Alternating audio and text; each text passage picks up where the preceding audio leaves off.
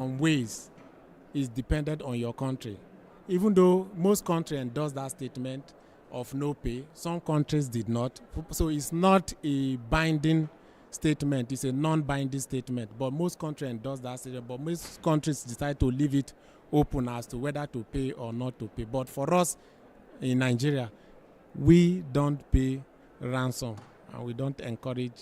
So even though at the back people may decide to pay, it's left for them, but for us as a nation, it is a no pay. Elizabeth, you wanted to add something? Thanks. Yeah, absolutely. I think so more broadly, the insurance market has the potential to play a role in increasing resilience. I would say that there's some great research that the Royal United Services Institute in the UK has done related to the role that insurance can play in reducing ransomware attacks. One role that insurance can play is helping the companies that they insure to improve their cybersecurity resilience and reduce their vulnerability to ransomware attacks. And that's not something that all insurance companies do, but it can certainly play a role. The other thing that insurance companies can do is to help companies that they insure that get attacked. They can help those companies to reconstitute their networks and get back up and running more quickly. Some insurance companies, when an attack occurs, bring on specific incident responders to help the company that was insured, that purchased the insurance, to respond more quickly. But I would just refer you to that research by Rusi. It's a really good paper looking at the role that insurance could play. Obviously, they are looking from a UK perspective, but I think that the UK perspective can be valuable for many different global operating contexts. Thanks. And then the other thing I'll highlight, which I think just Daniel did highlight as well, is the statement that was produced at the end of the last CRI summit in October that does sort of mention the best practices for response and includes that as part of a sort of overall approach to responding to an incident. It was endorsed, as mentioned, by many members and by some insurance consortiums. So I would just highlight that as a place that people can get an understanding of how to approach a response to an incident. And it offers the perspective that some insurance companies have endorsed. So those are both really good resources to go to when it comes to insurance and ransomware. Thank you very much. There's two questions in the chat, which I will launch, and I think then we are coming to the end. One is, how do you authenticate if a private organization who is developing software is legitimate? And the second question, which might be slightly easier, is how well is third world countries prepared to deal with this situation like this on their own? So I will see who wants to take one or both of those questions. Would you like to start with the second question? Anyone? I can jump in on the second question. IST does an annual report on the ransomware threat. We're mostly looking at data from leak sites, so it's not perfect data. But I would say that overall, we've really seen the number of attacks against emerging markets in emerging markets against emerging economies in developing third world countries go up. We've seen them go up over the last 2 years that we've done this report. We've really seen the increase in attacks against especially critical infrastructure in many places.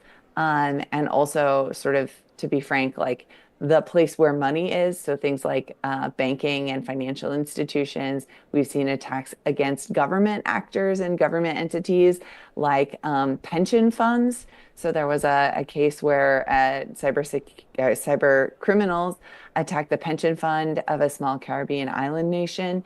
That made it hard for retirees to get their money, which is obviously a real threat to human health and well-being. And we don't see that going away anytime soon. So that's really why we are underscoring the value of collaborating between government and private sector, and also why we're underscoring the importance of preparation. We have a joke, prepare, don't pay.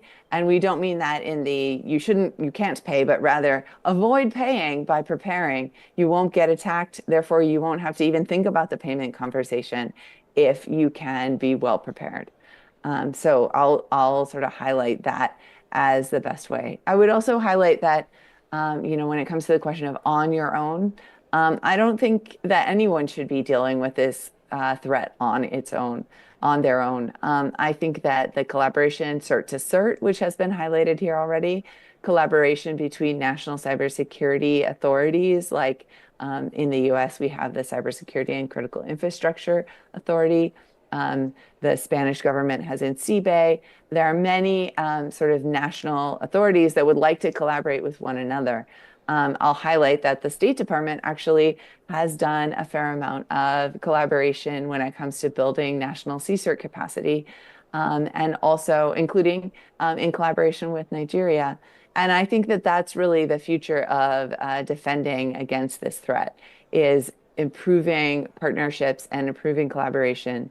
The private sector really does want to contribute, want to play a role both in investigating and disrupting these criminals, and also in preparing for and recovering from this threat. So I would also encourage national authorities and civil society in developing countries to think about how they can get collaboration, to improve collaboration with the private sector, so that no one is alone, but rather we're all addressing this threat together. Okay, so just to add, when you join the CRI, you are no longer alone. And to deal with some of these issues, what CRI has done is to provide a kind of mentorship where another country, we mentor maybe a country who is less advanced when it comes to handling these kind of threats. So the collaboration in quote will now be that whatsoever thing you need, so you can request from your mentor they will guide you on the process to go. But the responsibility for you to authenticate a private organization still lies in your country. And then if as a country you don't have what it takes to identify that, you can seek assistance through the CRI, and those assistance can be provided to you on how to do it. I don't know if you understand that. On how to do it. It's not like the CRI will come to your country and do this authentication. But then there are guidance, there are best practices, and there are resources that can be provided for member countries, to be able to authenticate the private organization that provide those softwares. So that is why you said you are not alone. You can always seek for assistance, and you can also have access to the resources provided by the CRI. Thank you. Thanks for that. And I wish I could give everyone another shot to say a last word, but I'm getting the wrap up sign actually pretty insistently at this point, and the closed captioning has ended. So I think that is going to end this event. I just wanted to thank our panelists for the amazing collaboration and work, and for all of you for showing up here today. Ransomware is an incredibly challenging issue that will take all of us to continue to battle it, and just to say that there is no country that is immune, and we all need to work together. So thanks to everybody. Thank you for joining us remotely. Thank you for joining us in person. And I look forward to seeing you all around IGF. Thanks.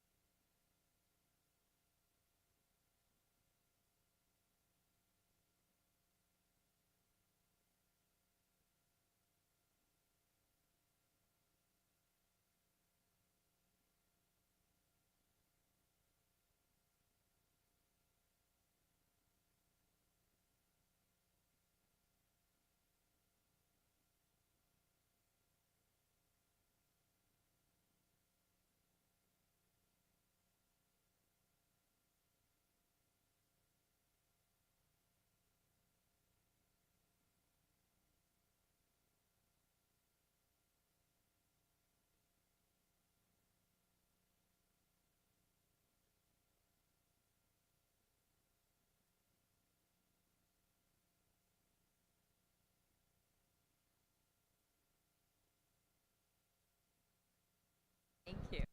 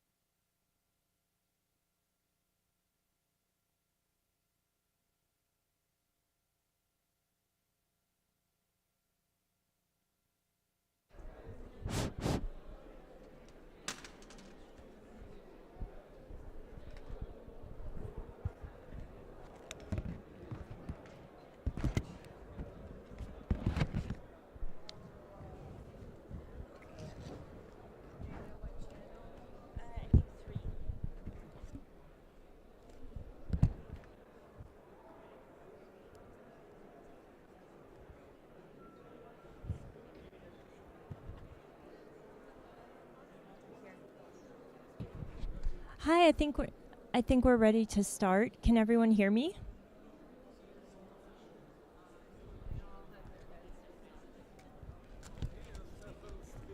If everyone can put their headsets on, and just in case you came in late, I'll wait till everyone puts their headsets on.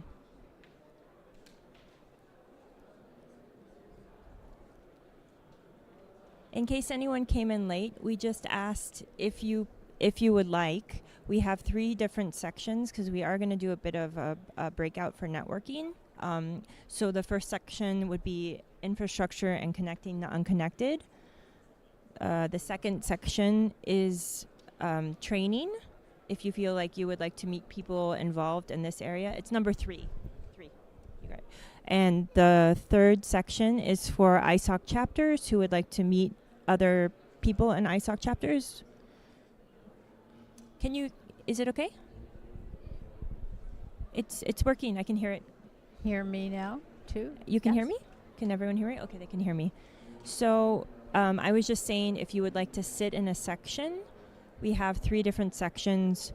A section for infrastructure and connecting the unconnected, a section related to digital literacy and training, and a section for ISOC chapters, or if you're interested in ISOC chapters, you can sit on this side. Sorry, it's cutting out a bit. You do not have to sit in those areas, but it's just if you want to be, if that's what you want to look at during the networking section. So I think we're ready to start now. Sorry, we're starting a bit behind. Can everyone hear? Great. So my name is Rigson Collins. I'm an Associate Program Officer at the Internet Society Foundation. I'm so happy you joined us today. We want to thank the IGF for letting us have this session. It's our first session as a foundation, as the ISOC Foundation at the IGF. So we're really happy to be here. I today am joined by Sarah Armstrong, who's our Executive Director. Hello. And my colleague Brian Horlick-Cruz, who is another Associate Program Officer, who I think many of you work with. And so today we're just going to do a bit of an overview of our work at the Foundation. And then we really hope that this session will give people a chance to meet each other. We're going to hear from a few grantees, hopefully.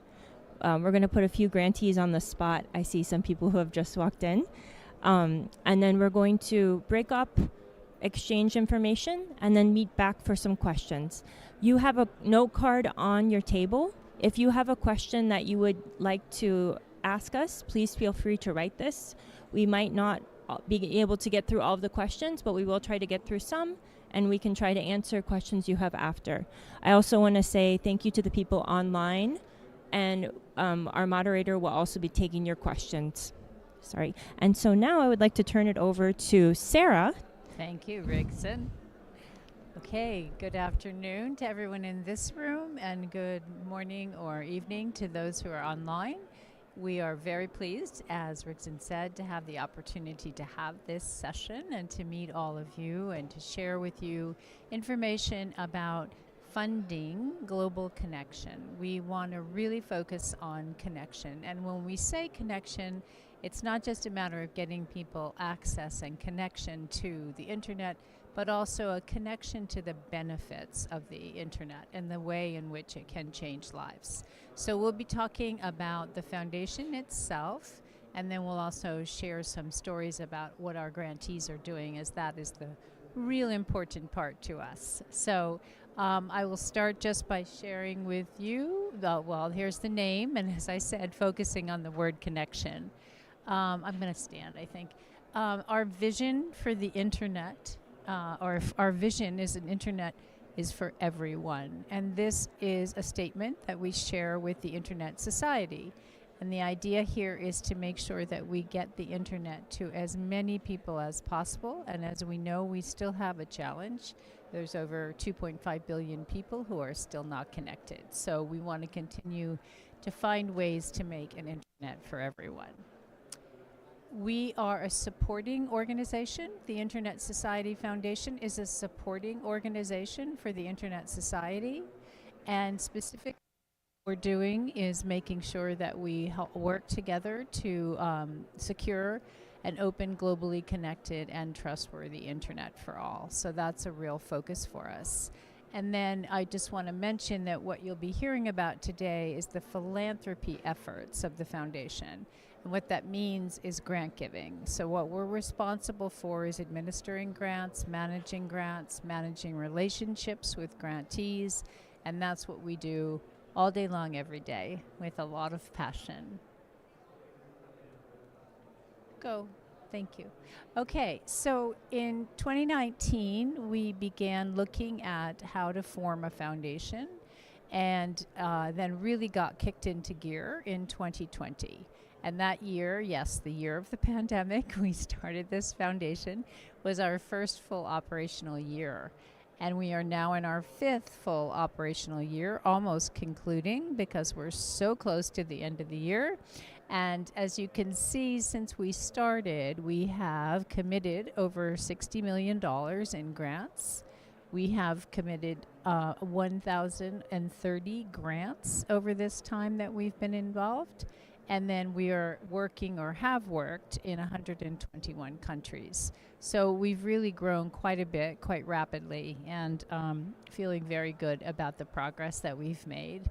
And we've done this because of the types of grantees that we have been able to in our programs and work together in making an internet for everyone.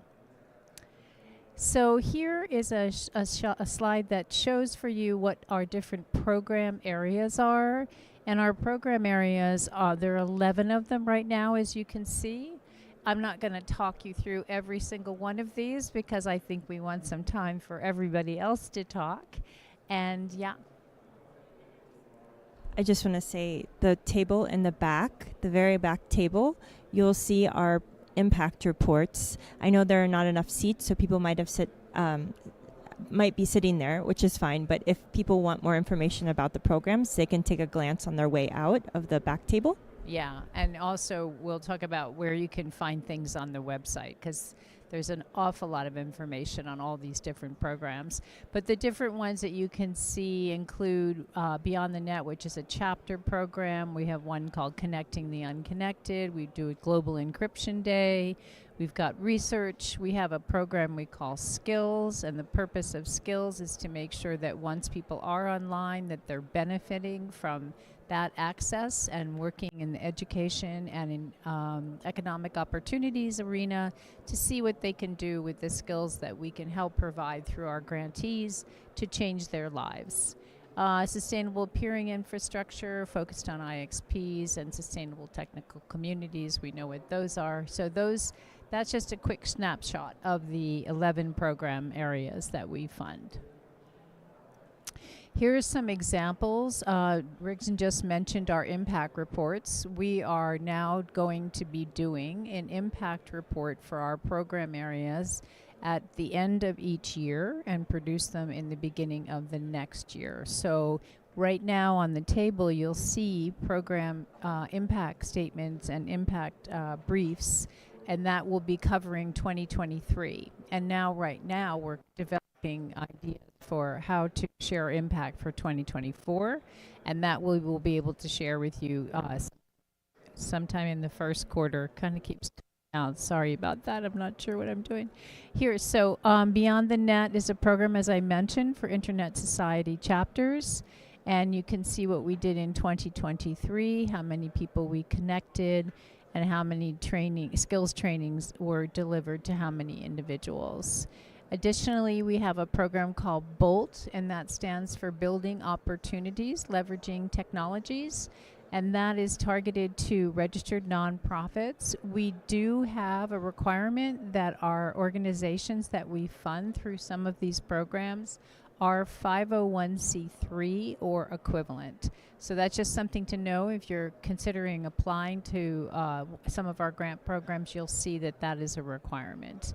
You can see with this Building Opportunities Leveraging Technology BOLT, which is an effort to find innovative ways to connect people.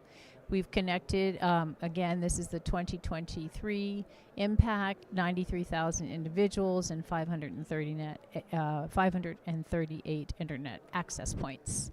And then we have internet governance forums. We fund internet governance forums on the national, regional, and global level. So we're helping to support this meeting that we're all sitting in now. And then also we support SIGs, so Schools of Internet Governance. So people can apply for funding, and you can see what we did in 2023, 25 NRIs, and had 629 participants in the SIGs that we funded. So going on to a couple more programs just to share with you. Resiliency is a program that we run because we know that all communities now are more vulnerable to disasters because of what's happening with the climate. We felt it was important to have a program where we could help communities be more prepared for what it is that might happen and how they can get connectivity up quickly. So this program called Resiliency is all about mitigation and having trainings ahead of time, making sure people know what to do when a hurricane, when a landslide, when an earthquake, when anything hits them. So we're working now. In this case, you can see across 41 countries and making a big difference in getting people ready so when these things happen, they're more prepared. Research is a program that we have that has a number of different themes to it. Again, we'll refer you to our website with more information, and you can see what we've done here. And finally, Skills, I mentioned earlier, is a program where we are taking people who have access and helping them in the areas of education and economic opportunities. So in this case, you can see we trained a lot of people on internet use for economic opportunities. So those are just some quick highlights from 2023 from 6 of our programs out of the 11. And then I'm just going to give you a couple of brief examples of organizations that we've worked with and the work that they've produced and successfully done. So you can see here Skills, a grantee spotlight right here. This is the one, it's one of our programs in Indonesia. So Skills works in 6 different countries, Indonesia and Bangladesh in the APAC region. It works in Senegal and Ghana in the African region. And in the Latin America, Caribbean region, it works in both Brazil and Colombia. So we have an example here of them training and really empowering women with disabilities. And you can see here what we've done. And I'm just going to read you a little quote from someone who was part of the program. The Skills Grant program has been instrumental in advancing our mission to support the aspirations and needs of women with disabilities to become economically independent and confident in their abilities, and to foster an inclusive and safe environment where everyone can thrive. So you can see that it's really a life-changing type program. And then the other one I just want to highlight is a Kyrgyzstan chapter. The Internet Society, for those who are not familiar, they have chapters throughout the world, and they're well over 100, and they are all almost all eligible to apply for grants. And when they apply for grants, they can get one with a Beyond the Net, but they can also get a research grant if they have the qualifications. And the Kyrgyzstan chapter did get a research grant, and they are one of those areas that are really, really vulnerable to landslides. So they developed a program where they were able to put together an Internet of Things infrastructure in order to make sure that they could detect when mudslide or landslides might be coming and prepare that way. So this is just another innovative way that one of our grantees has decided to use the funding that was provided. And then we support IGFs, NRIs, and SIGs, as I mentioned earlier. And just to give you by the numbers for this year, so this isn't 2023, this is this year. And we have supported 67 initiatives and provided well over $500,000 US to make sure that those are all running well, and we've had a lot of good success stories. And then this is a location map for where our different 67 sponsorships in 2024 were located, and you can see the global is highlighted because we are supporting this meeting, and then you can see we really hit a good amount of areas around the world. So what are we going to do in 2025 based on all that stuff that I just shared with you? Our plan is to commit 12 million USD in grants, and that's something that we feel really confident that we are going to be able to do. and then operationalize everything. And what we do when we operationalize everything is that we make sure that we are really in sync with the Internet Society's 2030 strategy, all about, as we were talking about, the internet is for everyone, making sure more people are connected in a secure, safe way, and affordable, of course, very important as well. So that's the direction that we plan to go for 2025. Those are some examples of the programs that we fund. And then I just want to say that we believe together we can amplify our impact and create solutions to connect more people to the internet. And when we say together, we mean people in this room, because we know you all have the same passion we do for this. And of course, we mean really working hard and having great relationships with the grantees, because they're the ones who really pull everything together and do impressive work. So I will end with the slide of how you can connect with us. There are many different ways. You can scan our QR code and get our newsletter. And then, of course, we're all over social media. So what we'd like to do now, since you've just seen an overview, and I can take questions later, but what we want to, I think, right, wait, or... We're very lucky. Sorry, my headset is a little wonky. We're very lucky to have 3. Thank you, Sarah, for giving us this wonderful presentation. We have actually the Kyrgyzstan chapter present, and so I wanted to we have a few of our grantees here. And I just wanted to ask them if they could maybe, if they don't mind, very briefly just tell us a little bit, like very short explanation of their current project. So I have 3 grantees here that I'm going to pick on. And I'm just going to ask if you could maybe tell people a little bit about your current work and I guess maybe your experience working with the foundation, or you don't have to say that, but your current work, just so people know the kind of projects that are being done. But I would ask if we can keep the responses a little bit short, because we have another few sections. So my first person is Talant, if you don't mind. Sorry. Oh, if you want to come up, yeah, it's even better. Yeah. Oh, yeah, you can come up. It's working, yeah? So I want to say thank you to ISOC Foundation for these opportunities that grants provide. Hi, Osama.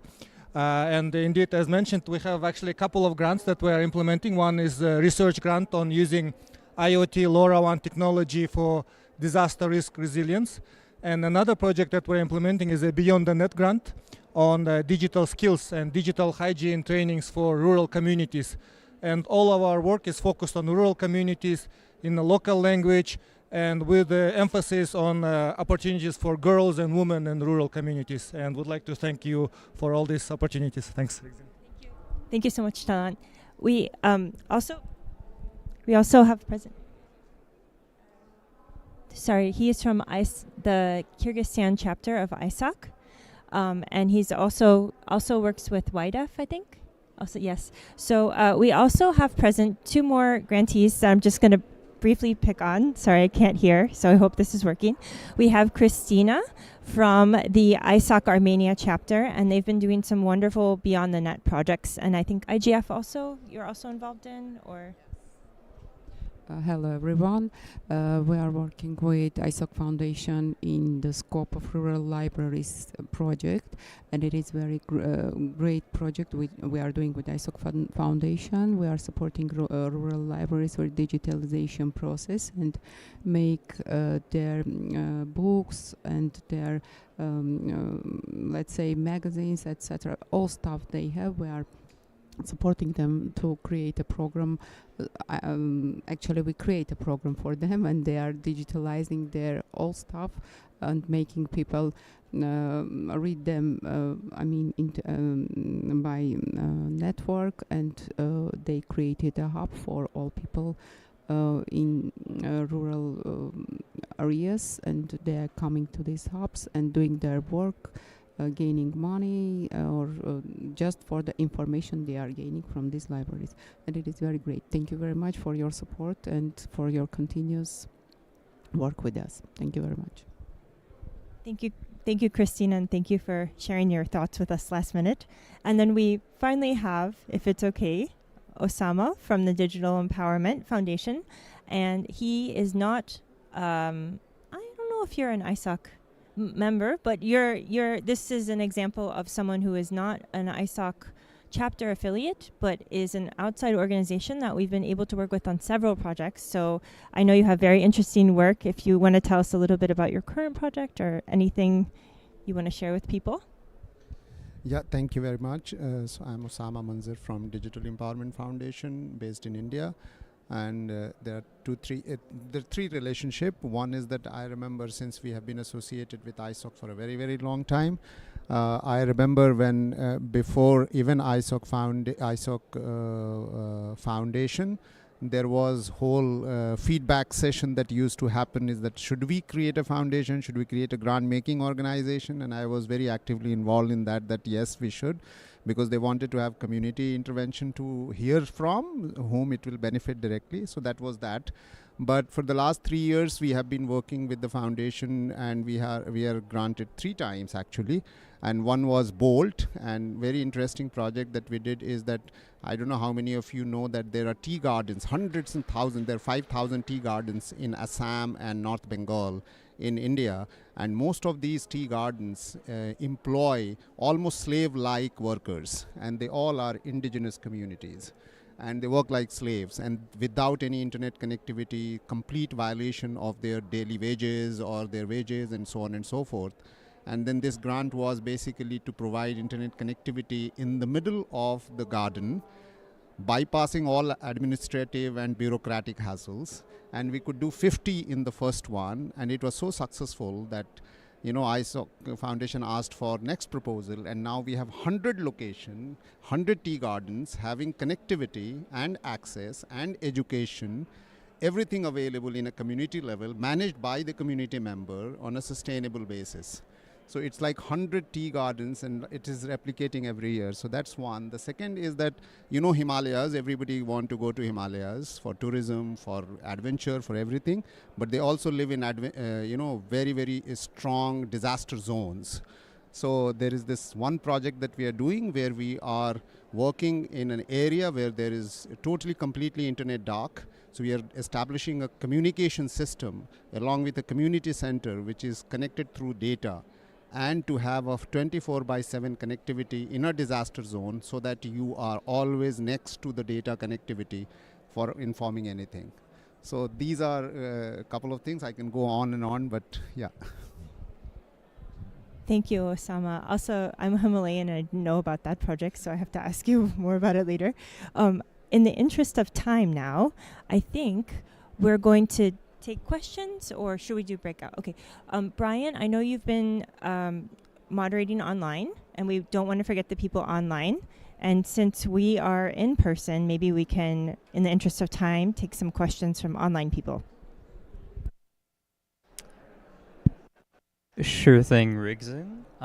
We do not have any online questions at this moment, but we'll see if any come in.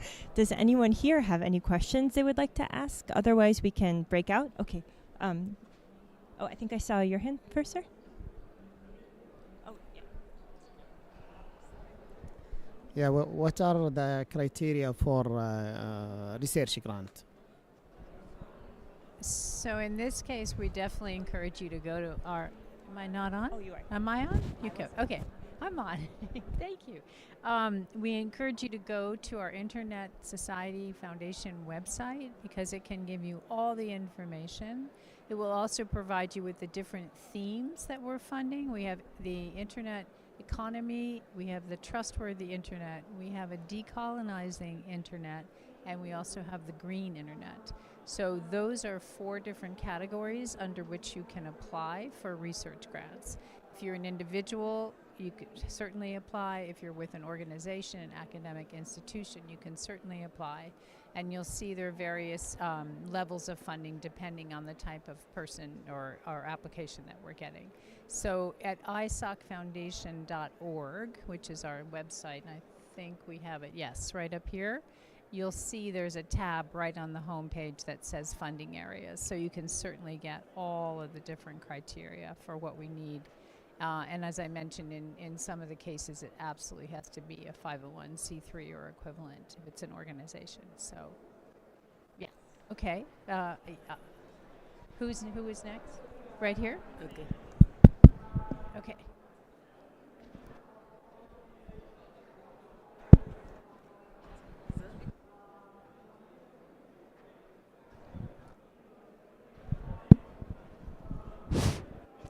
Can you hear me? All right. My name is Mary Uduma. I'm from Nigeria. I belong to the Nigerian chapter of the internet.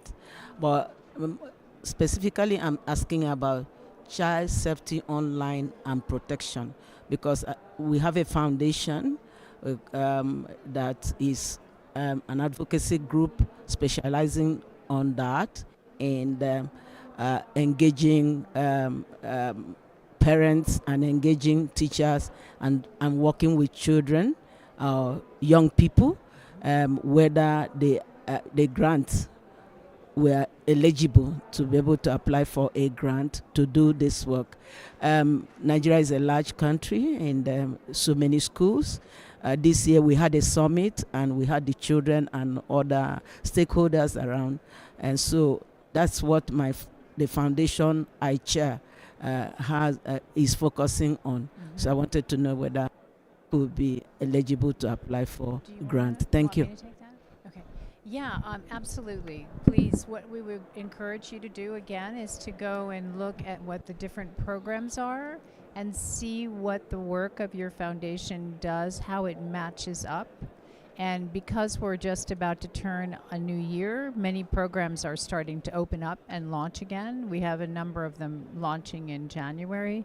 And you're with a chapter as well, or you would be applying as the foundation, your foundation? As with foundation, not. Okay, yeah. So certainly you can see if we can, because we are doing some of this work already with some of our grantees. So I would encourage you to get more information from the website. Yes. And I think we need to maybe have one more quick question, and then we are going to do a breakout. But what we can do is, so if you want to meet people within your section, please feel free to do that after this question, and we will stay here. If other people have questions, they can come to us too, or we can go to them. So I think just to make it fair. Okay. Hello, good evening. My name is Atikullah. I came here from Pakistan. So my question have based on area, but only 7% area have access to internet, and it's breaking up it's a cutting. little bit. Maybe if you. This way, okay. I hope my question didn't got lengthy. My question is that based on area percentage, only Afghanistan 7% area have covered by internet, and based on population, people have access to internet. And as the current government of Taliban is day by day banning education in Afghanistan on women, so is there any special program from Internet Society side for empowering Afghan women? First question. And second, based on infrastructure, is there any special program building infrastructure of internet in Afghanistan from Internet Society sides? Thank you. Yes, so we have a number of programs that focus specifically on building infrastructure. Yes. Connecting the unconnected People. is one of the programs. Yes, and that's all about that. It's focused a lot on building community networks. Okay. So that's an option. As I mentioned earlier, the BOLT program is all about innovative ways to connect people. So there's funding available there as well. Okay. So we have at least a couple of programs where we can do that. And you can certainly, again, I rather than going into all kinds of long criteria and what the objectives of the program are and how you have to match to support the mission of ISOC, these are all requirements that you will see if you go to our page. But I would start with those two programs, looking at BOLT and looking at connecting the unconnected. And what about the empowering Afghan? Is there any special program for empowering Afghan women? Well, yes. I mean, our skills program is really very focused on that. So that's another program that's it depends on what country in which you're working, because right now we're working in just 6 countries, but we do plan to look at expanding that in 2025 and 2026. Yes. Thank you. Okay. Thank you so much for your questions. So now I think what we can do is do a little bit of networking with each other. So if we want to take a few minutes, the rest of the session maybe, we can meet back at the end. But we just wanted to maybe pose a question. You're sitting in an area that you chose when you came in. I know some of you just sat down. Thank you so much. So our question is, if you want to go and talk to people, just you can either ask them why they chose to sit in this area, tell them a little bit about yourself, your project, or if you feel shy doing that, we have another icebreaker that we really like to do at the foundation. Find someone and ask them their first time they remember using the internet or showing someone how to use the internet. Because I know some people are very young and they never knew a life without internet. Right, So exactly. we encourage everyone now to meet the people in their section. We also will walk around. If you have questions for us, please come up and talk to us. And also just a reminder, our booth, our ISOC booth, that ISOC Foundation and ISOC booth is down. I don't remember the exact number. It's near workshop room 1. It's in front of workshop room 1. So we will be there all week. If you have other questions or want to come by and say hi, please do. And we want to thank everyone for joining us today because it's really great to have so many people here. So now we really encourage everyone to make the most of this networking session and meet some new people. Yeah, we wanted to be sure you networked in the networking session. If you feel like it, yeah. If you want to do that and just get to know some of the people with whom you're sitting, that would be great. And if that doesn't feel like something everybody wants to at least try, we can certainly... Sure, we can take more questions. More questions. Yeah, we encourage you to talk to other people. So what do you think? Ask that question. Yeah, when was the first time you remember using the internet? Oh, a long time ago. Yes. We were still doing like Ethernet cords and long pauses and tones before it actually connected. So yeah, I've been around for a while. Yeah, I think I also remember those days. Yeah. So, yeah. Okay. So I'm hoping some other people in this room know those days too. I don't know.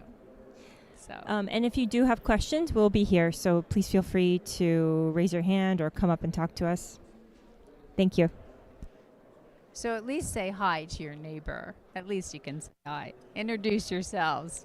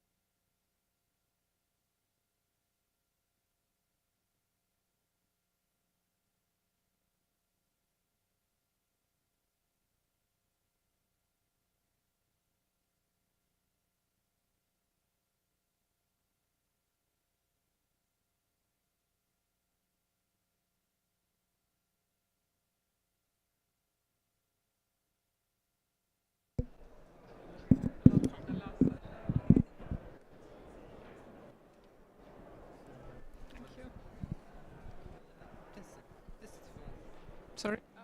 Hello. I cannot hear anything. It's on 3? Single. Ah, okay. It's on 3, yes. Oh, okay. I hear. Okay, yeah.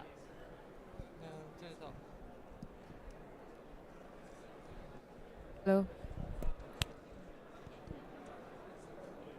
Hello. You might want to tell people that it's at 3. The channel is 3 because Yes. because the people earlier were confused. Yeah. Not sure.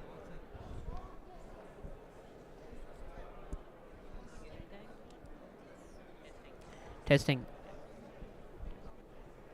It's working? Thanks for letting me know about 3 because I couldn't hear anything on 1. Can you? Okay. That would have been that would have been an awkward session. Yeah.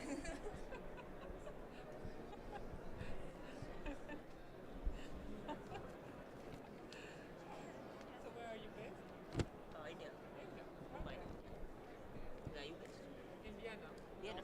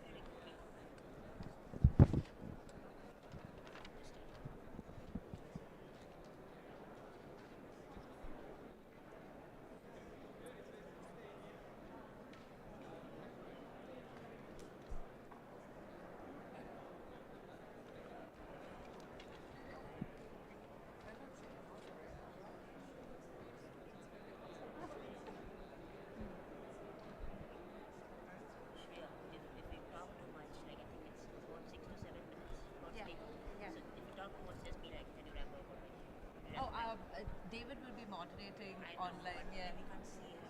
Oh, that's true. That's true. Yeah. Yeah. I can keep track of it. Yeah. Happy to.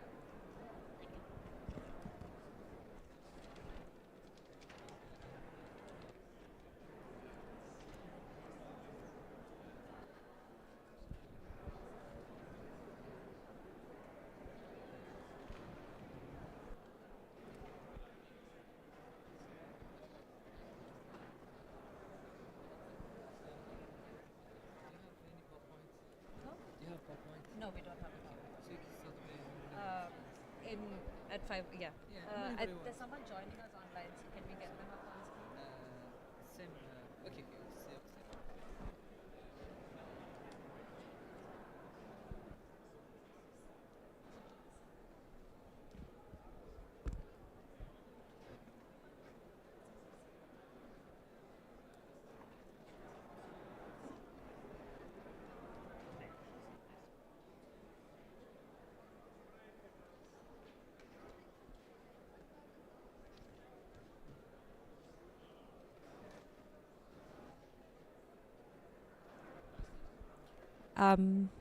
Good afternoon, everyone. Thank you all for joining us. Just so everyone knows, it's channel number 3 on your devices. I believe there might be some interference from other sides, but just to confirm, it's channel number 3.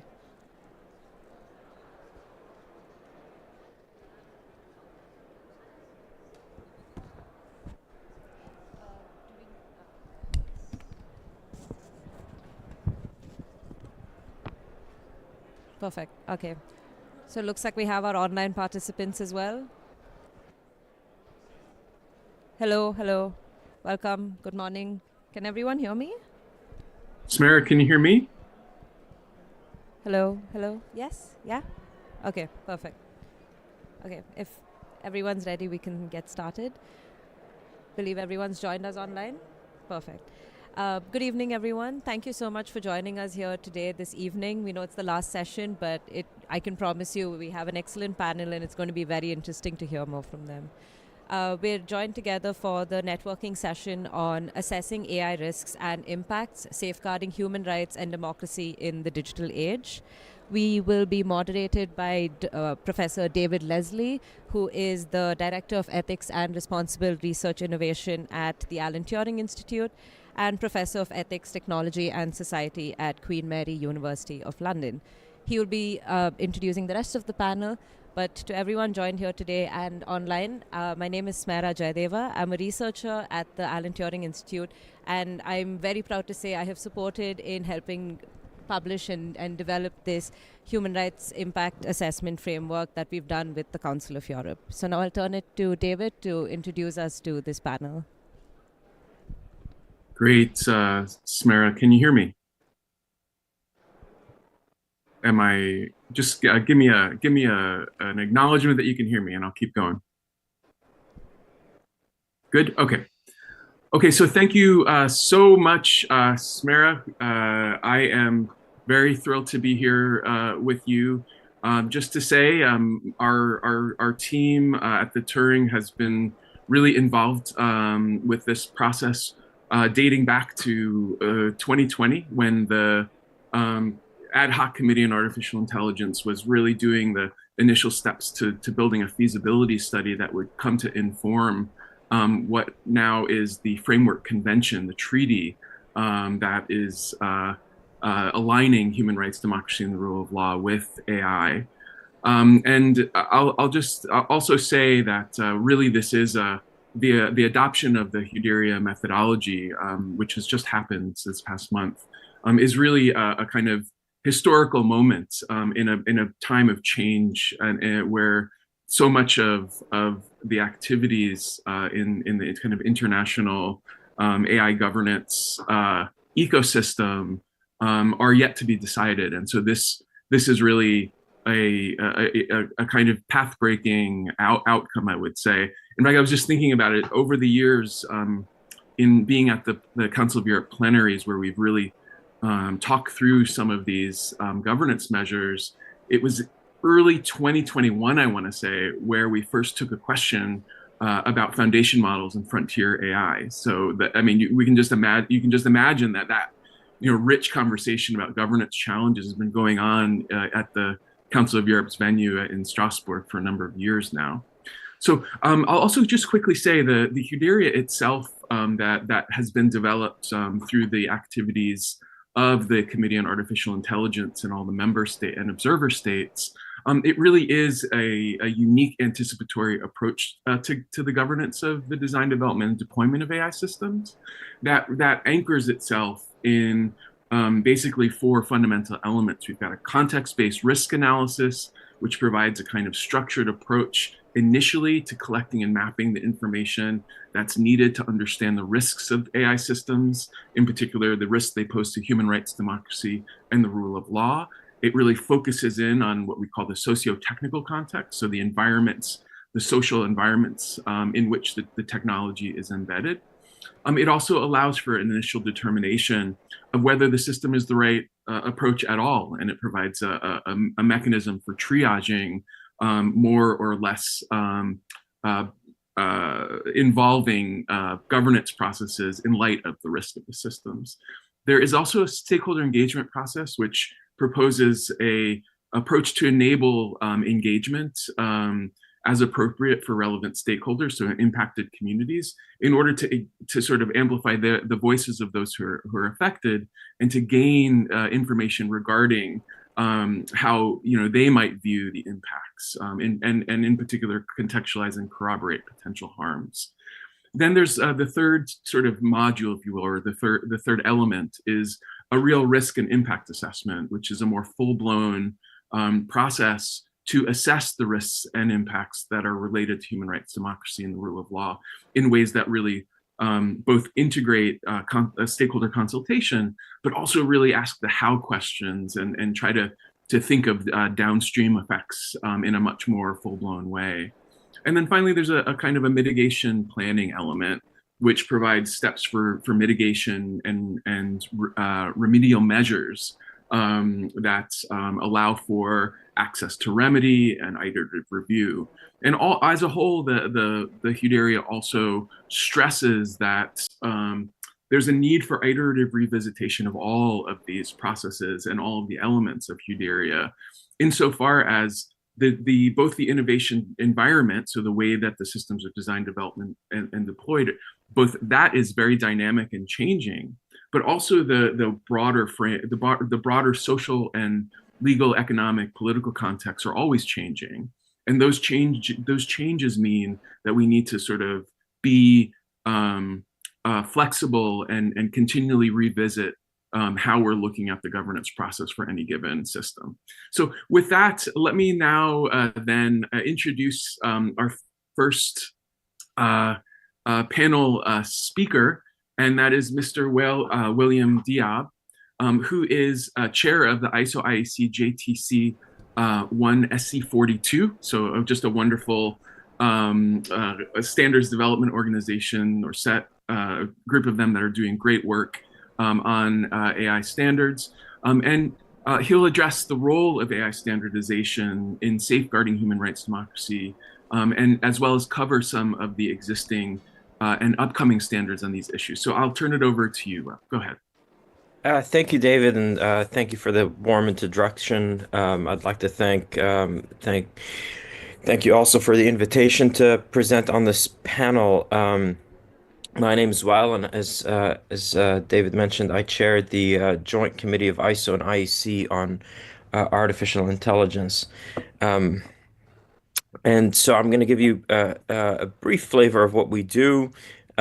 Just to quickly acknowledge, it's not just me that does this. We have a pretty large management team.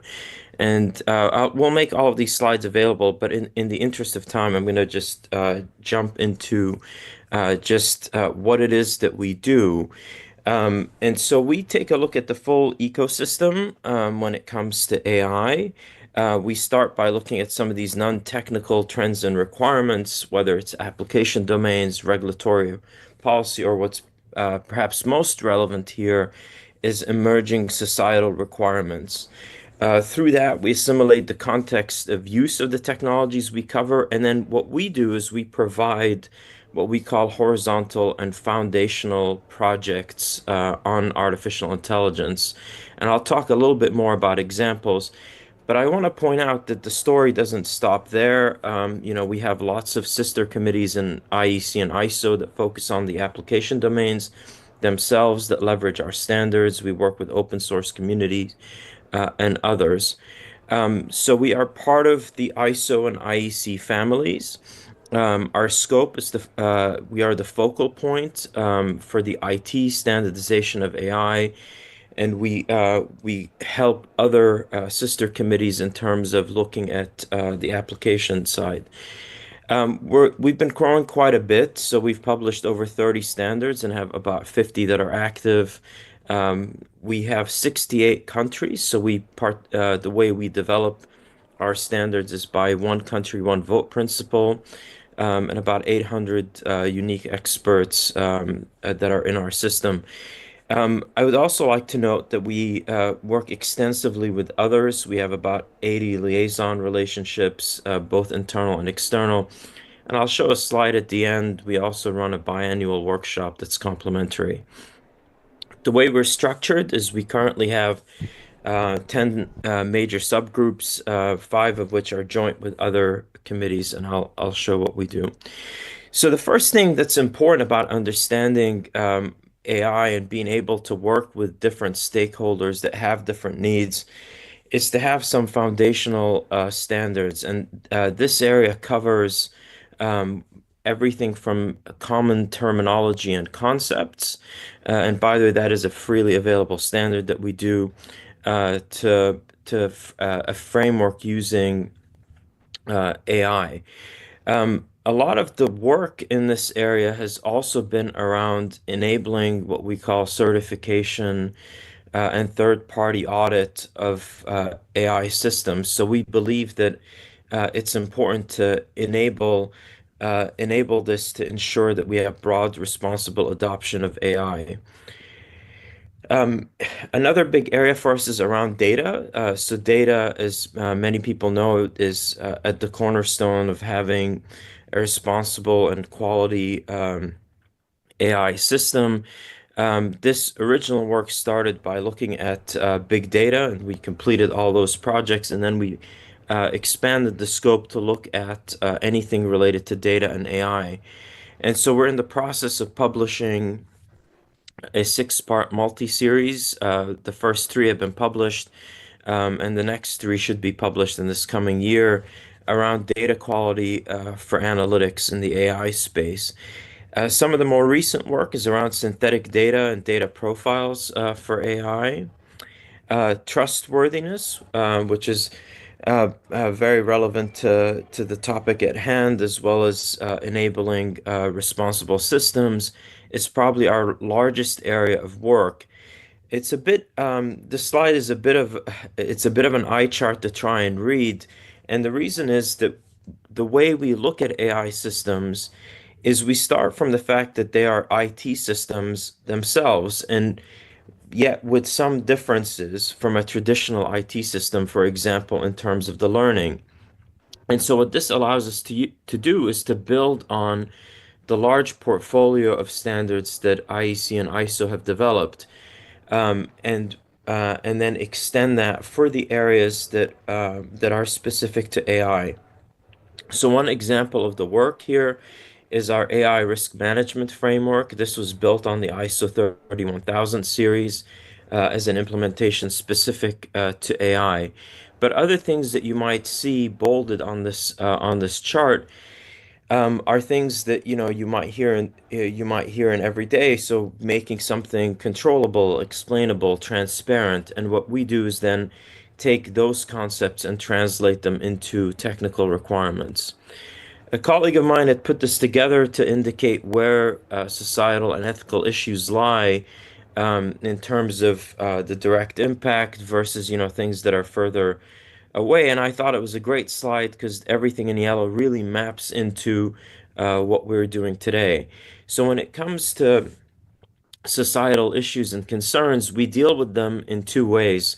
The first is through dedicated projects that are directly around this area. And again, using use cases to translate from some of these non-technical requirements down to technical requirements and prescriptions on guidance how to address them, as well as integrating it across our entire portfolio. So for instance, when we look at use cases, we ask what some of the ethical and societal issues are. We don't do this alone. We do this in collaboration with a number of international organizations. In terms of use cases and applications, so it's important for us to be able to provide horizontal standards. And as I mentioned, we've collected over 185 use cases, and we're constantly updating this document. But we also take a look at the work from the point of view of an application developer, whether it's at the technical development side or at the deployment side, and we have standards in this area. We've also started to look at the environmental sustainability aspects as well as the beneficial aspects of AI, and a big portion of our new work is around human-machine teaming. Computational methods are at the heart of AI systems, and we have a large portfolio of work here. Our more recent work has been focused around having more efficient training and modeling mechanisms. Governance implications of AI. So this is looking at it from the point of view of a decision maker, whether it be a board or an organization, and answering some of the questions that might come up. We do a lot of work around testing of AI-based systems. This is another joint effort for us, and we have a multi-part series focused on testing, verification, and validation. In addition to the existing work, we're looking at new ideas around things like red teaming. Health informatics is a joint effort with ISO TC 215, and this is really taking us into the healthcare space, trying to assist them in building out their roadmap. In addition to the foundational project that we've got, we are also looking at extending the terminology concepts for this sector, which may serve as a model for other sectors as well as looking at enabling certification for the healthcare space.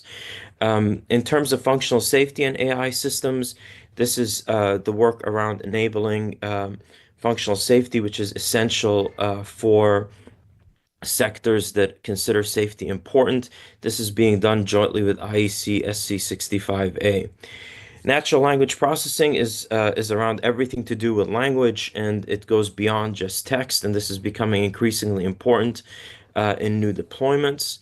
And last but not least, we have started a new joint working group with the ISO Casco group that does certification and conformity assessment to look at conformity assessment schemes. Sustainability is a big area for us, both in terms of looking at the sustainability of AI and how AI can be applied to sustainability. I'm going to skip to just this slide. One of the important things is to allow this idea of a third-party certification and audit in order to ensure broad responsible adoption. So this picture shows you how a lot of our standards come together in order to enable this. And so ISO IEC 42001, which if you're familiar with 27001 cybersecurity, or ISO 9001 is built around the same concepts, allows us to do this. And just quickly wrapping up, just to allow time for my other co-speakers, just to sum up, we're looking at the entire ecosystem. We're growing very rapidly. We work with a lot of other organizations, and it's an excellent time to join. We also run a biannual workshop that typically looks at 4 tracks, applications. So one of our recent one was looking at transportation. We look at beneficial AI. We look at emerging standards, and also what some of the emerging technology and requirements are. With that, I hand it back over to the moderator. Thank you very much. Thanks so much, Bill. That was a brilliant presentation, and it just shows how much work on the concrete side of how the devil's in the details, and we need to really work on the details. And also, just to say, the Huderia that we've just adopted, this is the methodology, and as we move on in the next year or so, we'll be working on what we call the model, which really gets into the trenches and explore some of those areas that you just presented, thinking also about the importance of alignment and ensuring the kind of standards are aligning with the way that we're approaching this on the international governance level. So our next speaker is Tetsushi Hirano, the Deputy Director of the Global Digital Policy Office at the Japanese Ministry of Internal Affairs and Communications. And Hirano Sensei will offer us his perspective on AI and its impacts on human rights and governance, both in Japan and internationally. Tetsushi, the floor is yours. Thank you, David. And I'm very pleased to participate in this important session following the successful adoption of the Huderia methodology. And I sincerely hope that this pioneering work will promote this new type of risk and impact assessment and facilitate the accession of the interested countries to the AI Convention. Speaking of Japan, Japan has been developing its own AI risk management framework since 2016.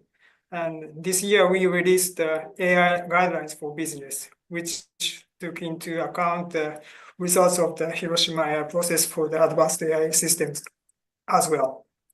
And I see some similarities and differences between the Japanese guidelines and the Huderia. Starting with the similarities, both are based on the common human-centered values and also pay attention to the different contexts of AI life cycles.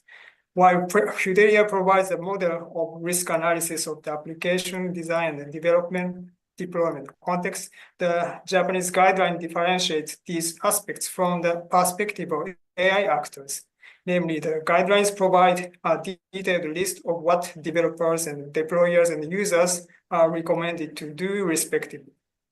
According to our analysis, this is one of the features of our guidelines compared to other frameworks. But despite this formal difference, Huderia and the Japanese guidelines go in the same direction in the analysis. So we are hoping to contribute to the further development of Hidaria technical document plan for 2025. And the next is the difference, and this is also a strong point of the Hidaria as far as I can see. And the Hidaria offers a detailed analysis of right holders and effects on them. And some experts, some Japanese experts evaluate COBRA very highly, especially in view of the COBRA, which can deal as a threshold mechanism. And it also provides a step-by-step analysis of stakeholder involvement. And I have to admit that the stakeholder involvement process presented there is demanding if some of the steps are to be implemented precisely, but this can serve as a kind of benchmark for continuous development. And the Japanese government is currently working on a future framework for domestic AI regulations, and I'm sure that Hidaria will be one of the key important documents to look at, especially when developing public procurement rules, for example, where the protection of the citizens' rights is at the core of the issue. I would also like to mention interoperability, a document of which is also planned for 2025. As we all know, there are many AI risk management frameworks under development. And for example, the reporting framework based on the Hiroshima AI Process Code of Conduct or EU AI Act itself has 3 different types of risk management framework, and to name but a few. The interoperability document may highlight the commonalities of these frameworks as well as their respective strengths, which can facilitate mutual learnings between them. In particular, there are documents that only address advanced AI systems, and we will have to think about what kind of impact, for example, synthetic content created by generative AI can have on democracy, also in the meetings of the future meetings of the AI Convention. And finally, I would like to address the future role of conference parties to the AI Convention. As a pioneering work in this field, Hidaria is expected to become a benchmark. However, it is also important to share knowledge and the best practices with concrete examples, as this type of risk and impact assessment is not yet well known. This, together with the interoperability document, will help interested countries around the world to join this convention. Thank you. Thank you so much, Tetsushi. And I'll just say that the support of the Japanese government across this process has been absolutely essential to the innovative nature and the success of the instrument. So just a real deep thank you there. Speaking of which, I have the pleasure of introducing Matt O'Shaughnessy, who is Senior Advisor at the U.S. Department of State's Bureau of Democracy, Human Rights, and Labor. And I'll just say that the past few years have really marked major strides. One might even say quantum leaps in these approaches that the U.S. has developed. For instance, in AI risk management and governance, with key initiatives like NIST AI Risk Management Framework, or the recent White House Office of Management and Budget Memorandum on Advancing Governance, Innovation, and Risk Management for agency use of artificial intelligence. So there's been a lot of really excellent work coming out of the public sector in the US. And so, Matt, I wanted to really ask you if you could talk a little bit more about these kind of national initiatives and speak a bit about how they reflect and contribute to emerging global frameworks and shared principles for AI development and use. Thank you so much, David, and it's great to be here, even just virtually. So you asked about the NIST AI Risk Management Framework and our White House Office of Management and Budget Memorandum on Government Use of AI. Maybe I'll say a few words, kind of being an overview of each of those, and then talk kind of about how they interact and inform our international approach to AI.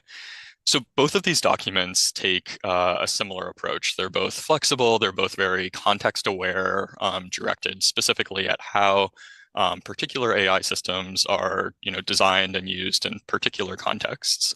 And they both aim to, promote innovation, of course, while also setting out concrete steps that can help effectively manage their risks.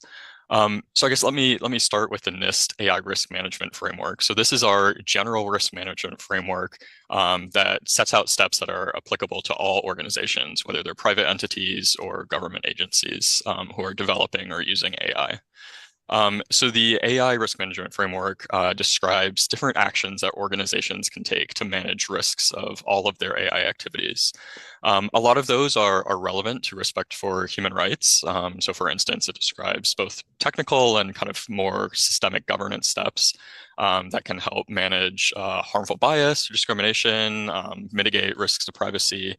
But it also describes a lot of more general actions, things like how to establish processes for documenting the outcomes of AI systems, processes for deciding whether an AI system should be commissioned or deployed in the first place, or policies or procedures that improve accountability, or kind of increase knowledge about the risks and impacts the application of that AI system has.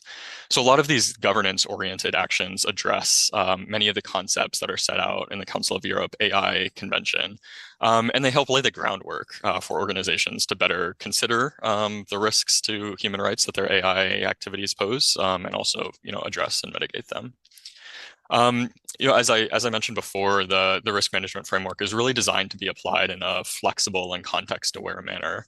And that's really important. It helps ensure that the risk management steps are both well-tailored and proportionate to the specific context of use, but also that they're effective and that they effectively target the most salient risks that are posed by a particular system in the particular context of its use. David, in your introduction, you mentioned the importance of the HUD area taking a socio-technical approach, considering both the social context that an AI system is developed in, it's deployed in, and that's really core to the NIST risk management framework, and I think really important to making sure that AI risk management more generally is effective and effectively targets the most important risks. The risk management framework sets out a lot of these kind of general steps that organizations can take to manage various risks. But as I said before, it's most effective when it's deployed in a very context-aware manner. And to do that more effectively, NIST has also supported the development of what it calls quote, profiles that describe how it can be used in specific sectors, for specific AI technologies, or for specific types of end-use organizations, whether it's like a government agency or a specific private sector entity. So one example of that the Department of State has developed is a risk management profile for AI and human rights. And that describes specific potential human rights impacts of AI systems. And that can help developers of AI systems better anticipate the specific human rights impacts that their AI systems could have, and help them tailor the actions that are described in their risk management framework to the specific impacts that their AI system could have. And this is also where tools like the Council of Europe's HUD area tool, the Human Rights, Democracy, Rule of Law Impact Assessment tool, can contribute and be most effective. So, a lot of the kind of key risk management steps that the HUD area sets out are similar to those in the NIST AI risk management framework. But the HUD area provides more detail on actions that are particularly relevant to human rights and democracy. Things like, engaging stakeholders to make sure that organizations are aware of the human rights impacts their technologies could have, or establishing mechanisms for remedy. So as Tetsushi mentioned, the detailed resources that will be negotiated and developed next year will be particularly helpful in kind of offering this insight for organizations who are applying risk management tools that already exist, but are looking for more detailed references or resources to help them specifically look at human rights impacts in contexts where those are particularly salient. Okay, so that's our NIST AI risk management framework, which again applies to kind of all organizations, and again is kind of a very flexible, context-oriented tool. You also asked about our White House Office of Management and Budgets. Memorandum on Advancing Governance, Innovation, and Risk Management for Agency Use of AI. So this is the set of rules, binding rules for government agencies, covered government agencies that use AI. And it sets out similarly key risk management actions that government agencies who are developing or using AI systems must follow in their AI activities. So this memo was released in March of 2024. You can look it up online. It's M2410. And it was in fulfillment of the AI in Government Act of 2020. And even though it was developed by this administration, it builds on work that was started in the previous administration, such as a December 2020 executive order called Promoting the Use of Trustworthy AI in the Federal Government. So it sets out a lot of bipartisan priorities. This memo, again, kind of reflects our broader approach in the United States to AI governance. It's meant to be tailored to advance innovation, make sure that we're using AI in ways that benefit citizens and the public at large, but also make sure that we as the federal government are leading by example in managing and addressing the risks of AI. This guidance aligns with a lot of the provisions that were set out in the Council of Europe's AI Convention. I'll just give you a quick overview of some of those key aspects. So it establishes some AI governance structures in federal agencies like chief AI officers or governance boards that promote accountability, documentation, transparency. It sets out some key risk management practices, especially for AI systems that are determined to be what we call safety impacting or rights impacting. Those include steps for things like risk evaluation or assessments of the quality of an AI data set that's used for training or testing, ongoing testing and monitoring steps, training, oversight for human operators, assessments and mitigations of harmful bias, engagement for affected communities for rights impacting AI systems. So again, just kind of some key risk management steps that are mandated for government AI systems. And we see those as really instrumental for managing impacts on human rights. Things like AI systems that are used in law enforcement contexts or related to critical government services, determining whether someone is eligible for benefits or not. All of those things we would label as rights impacting and apply these, kind of key risk management steps that are set out in this memorandum. So those are kind of our two key domestic policies that set out AI risk management practices. And in terms of the international implications of these, both of them were informed by international best practices, looking to work done by other countries, international organizations. The NIST AI risk management framework had extensive international multi-stakeholder consultations. And it's in version 1.0 right now and is intended to be updated over the years. So there'll be kind of continuing conversation between these domestic efforts and best practices that are being set out and developed internationally. And in turn, both of these domestic products inform our international work. So both the Council of Europe's SUDERIA and recent OECD projects have drawn from the AI risk management framework. It's informed the work of standards developing organizations like ISO, IEC, and several countries are continuing to work with NIST to develop crosswalks of their own domestic guidelines with the RMF, which helps ease compliance and aid interoperability. So both of these things kind of lay the groundwork for all of our international work on, safe, secure, and trustworthy AI, whether it's in the Council of Europe's AI Convention, whether it's our UN General Assembly resolution on AI or our Freedom Online Coalition joint statement on responsible government practices for AI. And we're looking forward to, over the next couple of years, continuing to see how this conversation evolves and the conversation on AI risk management continues to develop. I'll end there and turn it back over to you, David. Thanks again. Thanks, Matt. And also just to say, Matt's presence in Strasbourg has been a huge boon for the, as we've tried to sort of develop the SUDERIA over the months and years. So just also a thank you for that continuing commitment to that process. I think it's been really important to have everybody speak and share insights in the room at the Council of Europe. So I'd like to now introduce Clara Nepel, who is Senior Director at IEEE Europe. Clara has been at the very forefront of driving initiatives that address the ethical and societal implications of emerging technologies. IEEE is one of the world's largest technical organizations, has been instrumental in developing frameworks and standards for responsible AI use for a number of years now, and it's always had a strong focus on risk management. The IEEE's work on risk management provides practical tools and methodologies to ensure that these AI systems that are being developed are robust, fair, and aligned with societal values. And so Clara will share with us insights into into this work and into how it's contributing to our to sort of the broader AI governance ecosystem. And I think you're there, Clara, in person. So go ahead. Yes. Yes, thank you, David. Thank you also for the kind introduction. Yes, we were also very active in the Council of Europe as well as in the OECD and other international organizations. And maybe one of the I think critical aspects here is that IEEE is not only a standard-setting organization but also an association, as you mentioned, of technologists all over the world. So that permits us to be quite early in identifying risks. And maybe this is also the reason why we were among the first to start working on what we called ethically aligned design in 2016, which permitted us to come up with some concrete instruments like standard certifications quite early. And what I would like to share with you now is really also some practical lessons learned, which I think is important when we are discussing about how to implement human rights in technical systems, AI systems. So first lesson learned is really that we need the time, and we need the stakeholders.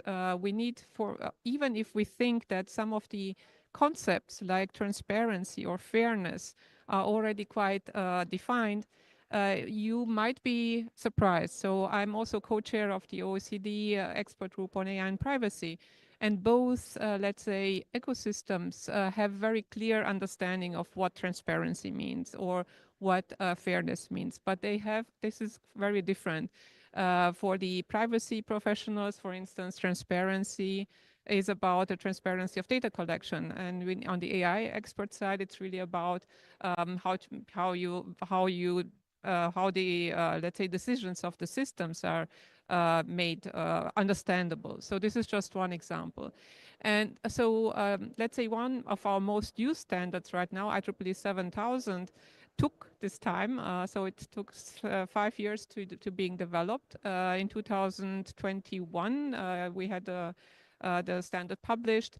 And since then, there are a lot of, let's say, lessons that we would like, because it was really worldwide deployed. So for the second lesson that I would like to share with you is that we need skills. The skills that we need is not only the technology, the skills related to technology, but also to ethics. And we were investing in this also right from the beginning. We have not only systems certification, but also personal certification program. Certification of assessors, and we can say now that we have more than 200 assessors worldwide that are certified by IEEE. We have a training program which reaches from Dubai, as I just heard today, to Korea, South Korea, and obviously in Europe. So we have, let's say, this worldwide network of assessors that also, let's say, have a certified way of understanding of what human rights and ethics is. And third, and I think this is the most important one, is that once we have these standards, instruments, and we have the skills and the people that can implement it, we can build very strong ecosystems. And I think that without that, you are still working in isolation. You need these ecosystems. I can give you the example now in Austria, because the European office is based in Vienna.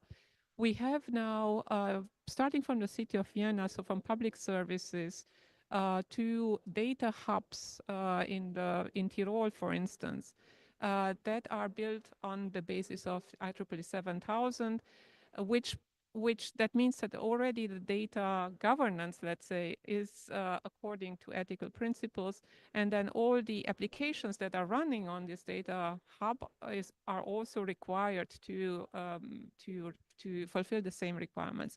And this permits to have these ecosystems which in the end builds, let's say, the foundation of what we want to achieve with human rights. I think what the Huderia methodology concerns, the standard was a human rights first approach, and this was also acknowledged by the Joint Research Center of the European Commission that made the analysis of existing standards on human rights with the AI Act, and acknowledged that IEEE standards are very close to what is being required with respect to human rights. It is about stakeholder engagement, if you want, so it's about a recipe about how to engage stakeholders, how to understand the values of the stakeholders. And I would like maybe to bring here also an aspect which I think is very often not seen. So very often we are focusing on transparency, on fairness, and so on. But there are human rights that are not in the existing frameworks, like dignity. And we have in 7000 all these aspects, so all these values that are being analyzed. And once they are at risk, because it's a risk-based approach, then there is a clear methodology on how to mitigate those risks with translating it into concrete system requirements or organizational methods. So this is about the design phase, and this is complemented by certified, so a certification method, which is also looking to existing systems and assesses it along the different aspects of transparency, accountability, bias, and privacy. Last but not least, I would like to mention that we are now also in the process of scaling, let's say, the certification system. We are working with VDE from Germany and Positive AI from France to develop trust label, the AI trust label, which would include the seven aspects of human agency and oversight, technical robustness and safety, privacy and data governance, transparency, diversity, and social and environmental well-being. Just to the last one, for the environmental well-being, we just started a working group on the environmental impact of AI to clearly define the metrics that are being used for the environmental impact, including also inference cost, and not only in energy, but also, for instance, data usage. We are doing this in also together with the OECD. So I think that's first overview of what we're doing. Thank you. Thanks, Clara. And I mean, it's really important to note here as well that you know, making these approaches usable for people is such a priority. And one of the things I think that that lies ahead of us is really making the human rights, the range of human rights that are of concern and risk assessment accessible to people, and being able to translate them out so that people can actually pick up, you know, the various approaches to risk management and really, if you will, operationalize a concrete approach to understanding and assessing the impacts on those rights. So I'll now introduce Mr. Myung-Shin Kim, who is Principal Policy Officer at LG AI Research and an IEEE certified authorized lead assessor. LG AI Research really focuses on innovation in AI that is responsible and that's developed and deployed safely and ethically. And I think you know, an important dimension of that is risk governance and addressing bias mitigation and ensuring transparency and accountability. So, Mr. Kim, I'm wondering if you could share LG AI Research's perspective on specifically on AI risk governance. How does your organization approach managing these risks? And what do you believe an ideal framework for AI risk governance should look like? Right. Thank you very much for inviting me to this meaningful discussion. Today, I will share how LGI Research is translating our AI ethics principle into tangible action, focusing on AI risk governance. Let me begin with a brief introduction about LGI Research. Established 4 years ago, our mission is to provide advanced AI technologies and capabilities to LG affiliates such as LG Electronics and LG Chemical. One of our landmark achievements is the development of EXA-1, a generative AI model capable of understanding and creating contents in both Korean and English. EXA-1 has achieved performance on par with global benchmarks, demonstrating its competitive edge in the international AI landscape. Just last week, we released EXA-1 3.5 as open source language model, contributing to the development of the AI research ecosystem. Beyond AI technology, LGI Research places a strong emphasis on adhering to AI ethics throughout the entire life cycle of AI system. In August 2021, LG officially announced its AI ethics principles with 5 core values: humanity, fairness, safety, accountability, and transparency. But more important than principle is putting them into practice. So we employ 3 different strategic pillars to ensure adherence to AI ethics principles, namely governance, research, and engagement. Let me explain each in detail. First of all, we conduct an AI ethical impact assessment for every project to identify and address potential risks across the AI lifecycle. It consists of 3 steps. First, analyzing project characteristics, setting problem-solving priorities, and verifying result and documentation. When risks or problems are identified, we establish specific solutions and assign responsibilities to designated personnel and set deadlines for resolving the issues. The entire AI ethical impact assessment process and its outcome are automatically documented and attached to the final report when the project closes in our project management system. A unique aspect of our approach is the involvement of a cross-functional task force. This brings together researchers in charge of technology, business, and AI ethics, each contributing their specialized knowledge and diverse perspectives. From a human rights perspective, we pay special attention to some of the key questions during the AI ethical impact assessment. For example, we check if vulnerable groups are included among stakeholders affected, and if there is any possibility of intentional or unintentional misuse of the AI system by users.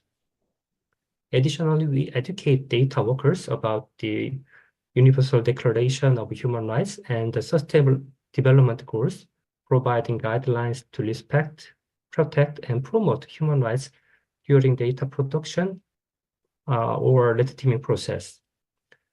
And as you know, generative AI model sometimes produce inaccurate information known as hallucination, which might lead to damage to someone's reputation due to misinformation.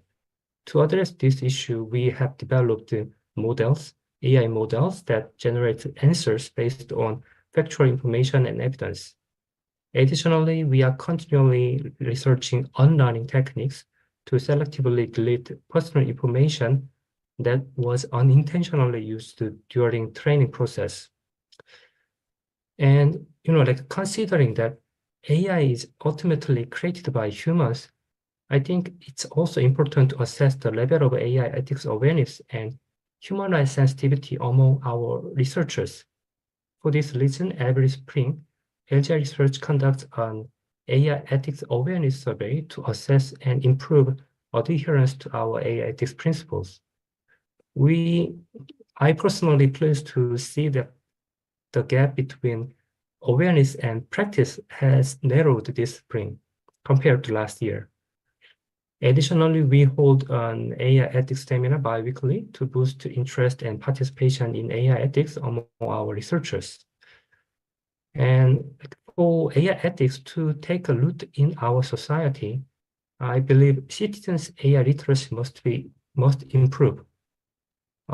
Additionally, if high-quality AI education is not evenly provided, existing economic and social disparities may widen.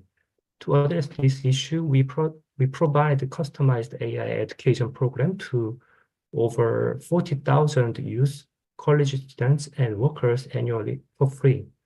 And all the curricula includes AI ethics to help citizens to grow mature user and also like critical watchdogs in the AI market. And our efforts are expanding beyond Korea to the global level.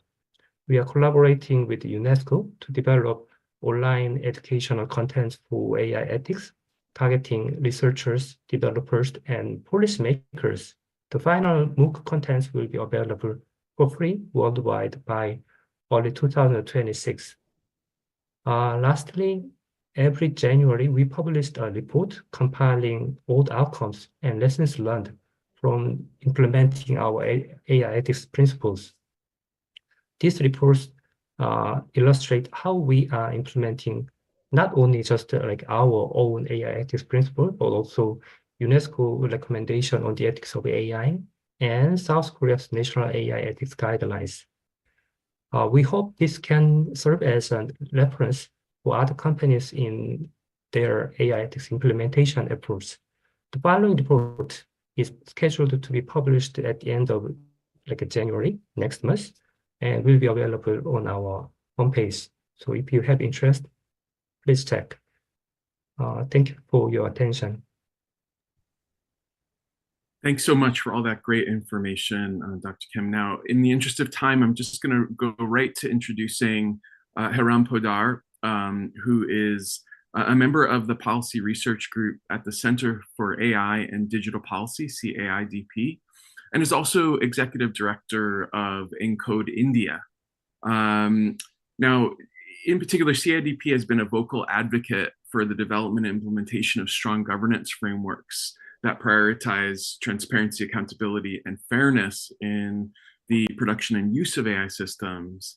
And it's an organization that's also deeply engaged in policy analysis and stakeholder collaboration, emphasizing the need to safeguard human rights and democratic principles in the face of rapid technological transformation. So, Hiram, given your work with CAIDP, could you share some thoughts on how NGOs can contribute to creating good governance guardrails for AI?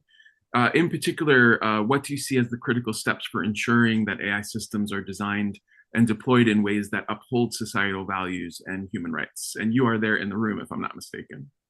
Yes, I am. I hope you can hear me. Yes. Yeah, thank you so much for the opportunity to speak. CIDP has been indeed a very vocal advocate. All of the work we do is grounded in policies to uphold human rights, democracy, and the rule of law.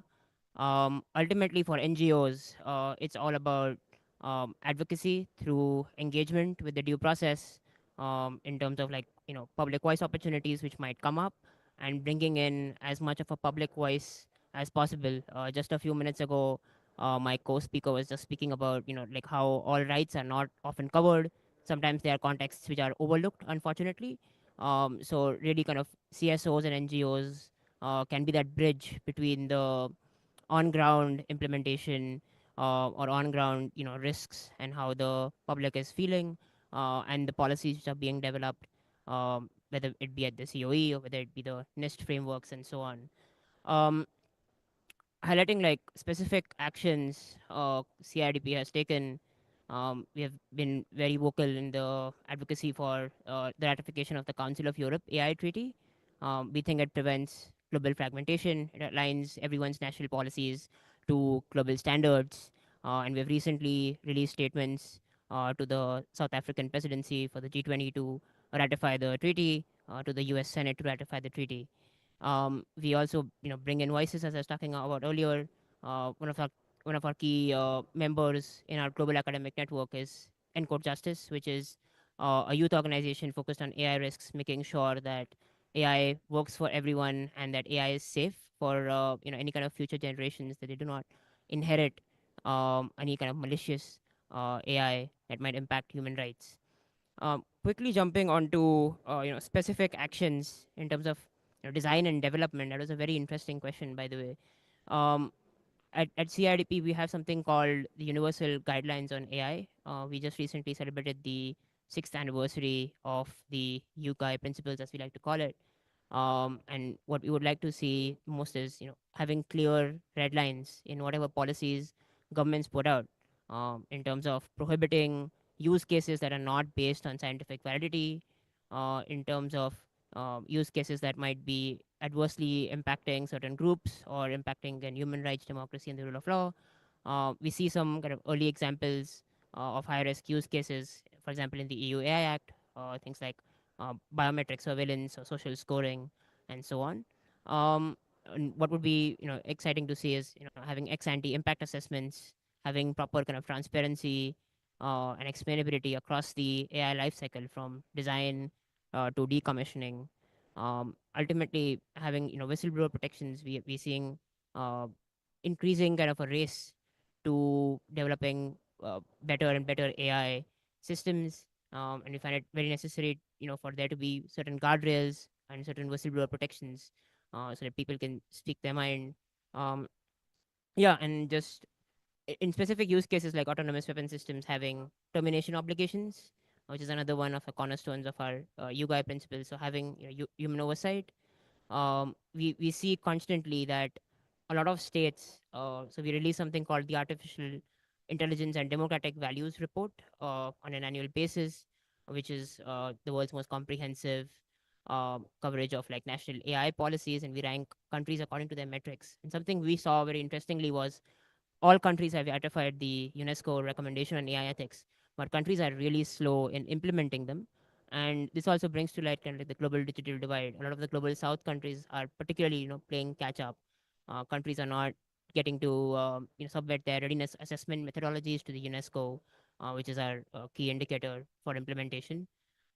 So again, NGOs, coming back to the original question, have a role to play in terms of making sure that countries, companies, all the different sectors, they not only make these commitments, but they also, follow through with action, and action that is, meaningful, and not just rooted in words which might, have interpreting differences, um, and like actually having some sort of grounded principles or grounded metrics. Yeah, and I'll end this here. Thank you so much, Haram. That's really, really great to hear that this is a kind of multilateral. It needs to be a multilateral effort, and NGOs need to play a central role as we sense check and develop the governance instruments. So I'll just say that it's been amazing to hear about all of this innovative work that's been done in standards development organizations at the state level. The work of the Council of Europe, I think, is it's been out ahead on many things, and hearing about all this innovative work really just reminds me that actually we talk a lot about move fast, break things, right? But I think on our end of things and hearing about all this work, we need to think about move fast and save things. We need to be out in front of some of the way these technologies are developing. So to close here, I want to just maybe turn back to Smera and ask if you had any closing observations. Yes, all I would say is it's so fantastic to hear from everyone who's joined us here today. I think so many excellent points about stakeholder engagement, the role of civil society being a part of it, being ahead of the curve and identifying some of those risks, skills development as well, which was mentioned. So I think all of this develops a really good and strong ecosystem. And when you use tools like the Hood area methodology in this space to identify risks and introduce impact mitigation measures, then we can see how we can, as you said, David, move fast and save things. So I think on that note, I'll send back to you. Okay, wonderful. So just again, one more thank you to all of our speakers. We are striving to finish on time, and thank you so much to all the important comments and information that were shared today. So I wish you well from the southeast of England, and I hope you have a nice time who are physically there in Riyadh at the rest of IGF. Take care.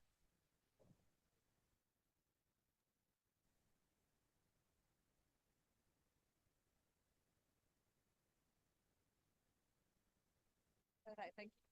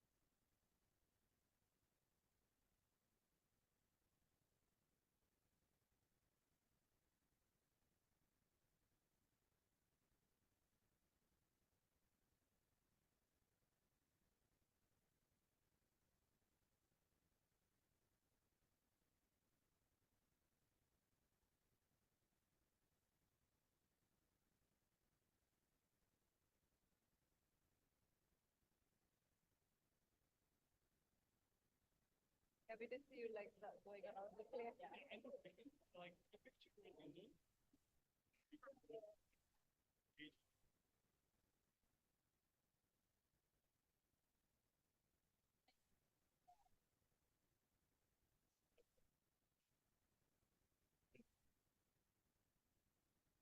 Can you more from your work as well? Like it's such really, really interesting everything that you have shared today.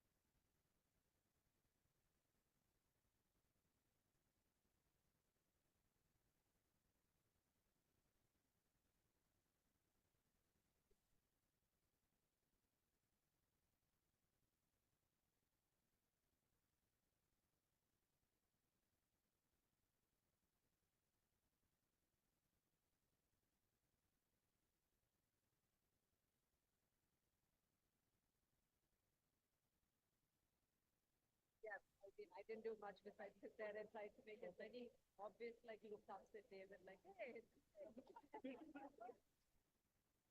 yeah. Yeah. But both of you are very responsive to each time I kept moving my mic and I was like, okay, they're picking up on that. But